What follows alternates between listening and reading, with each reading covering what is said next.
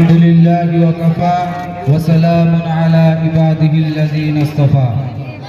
قال الله تعالى في القرآن المجيد: أعوذ بالله من الشيطان الرجيم. بسم الله الرحمن الرحيم. لقد كان لكم في رسول الله أسوة حسنة. وقال النبي صلى الله عليه وسلم: إنما بعثت معلما. সুধী দর্শক শ্রোতা, মহা আকাশের ন্যায় সুবিস্তৃত যার জীবন আদর্শ সীমাবদ্ধ সময়ে তার জীবন আদর্শের উপরে পূর্ণাঙ্গ রূপে আলোকপাত করা, মহাসমুদ্রকে সংকীর্ণ একটি ঘটের মাঝে সন্নিবেশিত করা নামান্তর, যা অসম্ভব। সেহেতু তার আদর্শ মণ্ডিত আলোকিত জীবনের সোনালী ঝলক তুলে ধরার ক্ষুদ্র প্রয়াস নিয়ে আপনাদের সম্মুখে দণ্ডায়মান হয়েছে। দূরদর্শী বিচারক মণ্ডলী, বিশ্ব ইতিহাসে যে সমস্ত মনীষীদের নাম ও জীবন আদর্শ স্বর্ণাক্ষরে লিপিবদ্ধ আছে, তাদের মধ্যে অন্যতম হলেন বিশ্ববরেণ্য নবী জনাবে মোহাম্মদ রাসূলুল্লাহ সাল্লাল্লাহু আলাইহি ওয়াসাল্লাম। ধরনের বুকে আজ পর্যন্ত যত মহামানবের আবির্ভাব ঘটেছে এবং কিয়ামত পর্যন্ত ঘটবে, তাদের মধ্যে জ্ঞানে গুণে রূপে মানে তথা সার্বিক দিক দিয়ে শ্রেষ্ঠত্ব মহত্তর আসনে সমাসীন যে মহাপুরুষ, তিনি হলেন জনাবে মোহাম্মদ রাসূলুল্লাহ সাল্লাল্লাহু আলাইহি ওয়াসাল্লাম।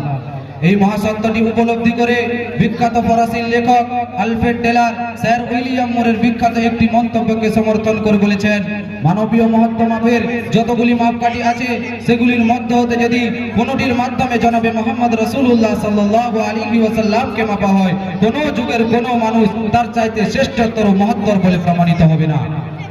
অনন্য অনুপম বহুমুখী প্রতিভাধারী এই মহামানব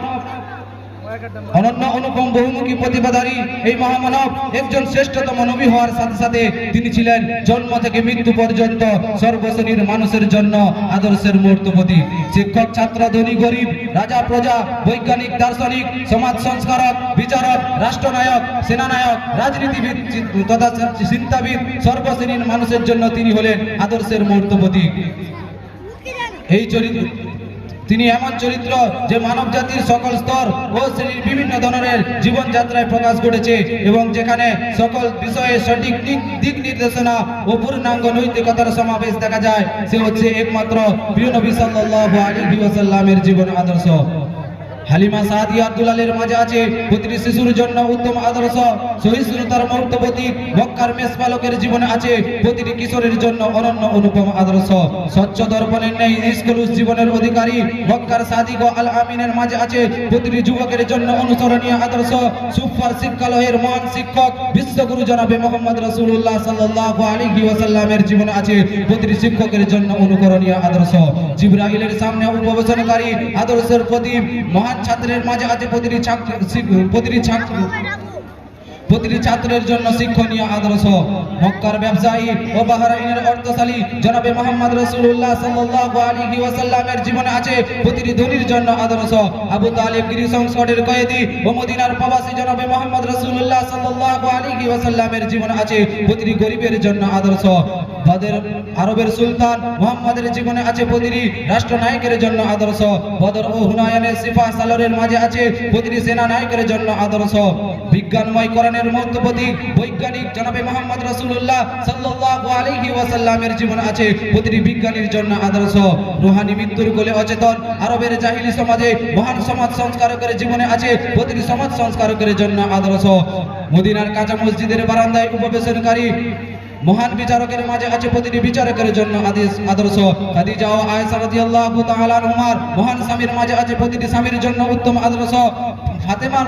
ফাতেমার পিতার মাঝে আছে প্রতিটি পিতার জন্য উত্তম আদর্শ।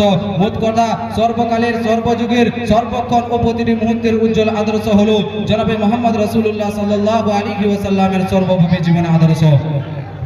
তিনি এমন এক নবী যার মাধ্যমে আল্লাহ পাক নবুয়তের দরজাকে চিররুদ্ধ করে দিয়েছেন। তিনি এমন এক ছাত্র, তিনি কেবল আল্লাহর কিতাবকে আত্মস্থ করেনি, বরং নিজের জীবনে এমনভাবে বাস্তবায়িত করেছেন যে স্বয়ং আল্লাহর কিতাব তার চরিত্র হিসাবে আখ্যায়িত হয়েছেন। তিনি এমন এক শিক্ষক যিনি তার প্রতিটি ছাত্রকে কিয়ামত পর্যন্ত আগমনকারী মানব জাতির জন্য অনুসরণীয় রূপে গড়ে তুলেছেন।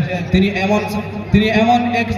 এমন এক বাদশা যে একটি দেশ পুরোপুরি তার কর্তৃত্বাধীন, আবার এমন অসহায় যে নিজের উপর নিজের অধিকার আছে বলে বিশ্বাস করেন না। তিনি এমন ধনী যে অর্থ সম্পদ বহন করে উটের পর উট তার রাজধানীতে প্রবেশ করেছে, আবার এমন দরিদ্র যে মাসের পর মাস তার চুলায় আগুন জ্বলেনি। তিনি এমন সেনানায়ক যে মুষ্টিময় নিরস্ত্র প্রায় সেনাদল নিয়ে যুদ্ধাস্ত্রে সুসজ্জিত হাজার হাজার সৈন্যদলের বিরুদ্ধে সাফল্যজনক লড়াই লড়েছেন। অন্যদিকে এমন শান্তিপ্রিয় যে হাজার হাজার প্রাণোৎসর্গকারী সাথীর নির্বিবাদে সন্ধিপত্রে স্বাক্ষর করেছেন।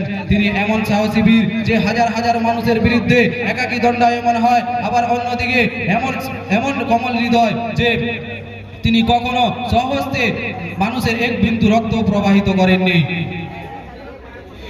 মানুষের সঙ্গে সম্পর্ক এত গভীর যে দরিদ্র অভাবগ্রস্ত মুসলমানদের জন্য তিনি চিন্তিত, মানব জাতির জন্য উদ্বিগ্ন। আবার নিরাসক্তি এত প্রবল যে আল্লাহ ছাড়া সবাইকে ভুলে যান।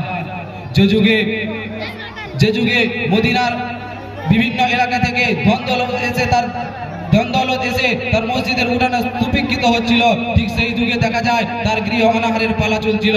যে যুগে যুদ্ধবন্দীদেরকে মুসলমানদের ঘরে ঘরে দাসী রূপে পাঠানো হচ্ছিল, ঠিক সেই যুগে দেখা যায় তার কলিজার টুকরা ফাতেমা জাতা পিছতে ও মস্ক ভরতে ভরতে হাতে ও বুকে দাগ ও ফোসকা পড়ছিল। যে মুহূর্তে আমরা তাকে প্রবল পরাক্রমশালী বাদশা রূপে দেখতে পাই, ঠিক সেই মুহূর্তে একজন হত দরিদ্র কৃতদাসের ডাকে তাকে সাড়া দিয়ে বলতে শুনেছি, দেখো মদিনার যে গলিতে তুমি আমাকে আহ্বান করবে সেই গলিতে আমি দাঁড়িয়ে আমি তোমার কথা শুনবো।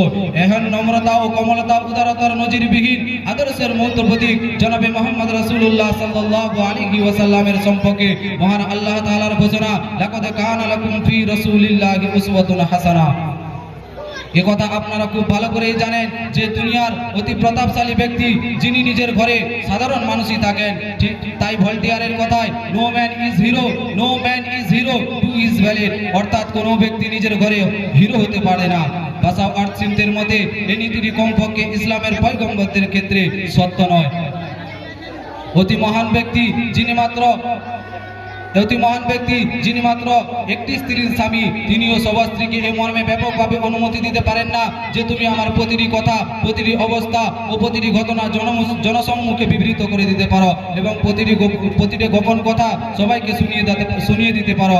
কিন্তু রাসূলুল্লাহ সাল্লাল্লাহু আলাইহি ওয়াসাল্লামের একই সঙ্গে 9 জন স্ত্রী ছিল এবং তাদের সবাইকে এ বিষয়ে শর্তহীন অনুমতি ছিল যে তুমি প্রত্যেকটি